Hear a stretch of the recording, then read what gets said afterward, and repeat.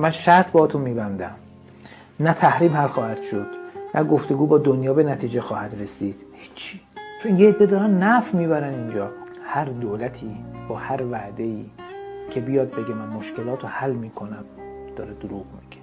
با ساختار و چارت فعلی دولت‌های خاتمی رو وعده دوباره بیاری با همون کادر و ساختار، نه هر کسی رو بخوای بیاری هیچ اتفاقی دیگه نخواهد افتاد. اگر مهاتما گاندی رو وعده بیاری باز اتفاقی نخواهد افتاد. میدونید که الان میزان فروش نفت در ایران سریه، هیچ کس نمیدونه. تا قبل از سال 90 نفت دولت میفروخت. بعد از سال 90 به بهانه تحریم دادن ارگانهای نظامی. توی بودجه نفت تعریف شد براشون به جای پول. گفتن که ما پول نداریم به شما بدیم، انقدر نفت میدیم. تقریبا همه نهادها و ارگانهای نظامی شروع کردن به فروش نفت. قیمت این کالا 1 میلیون دلاره. وقتی برات به دستت میرسونن فاکتوری که میکنن 5 میلیون دلاره. اینا شبکه شدن.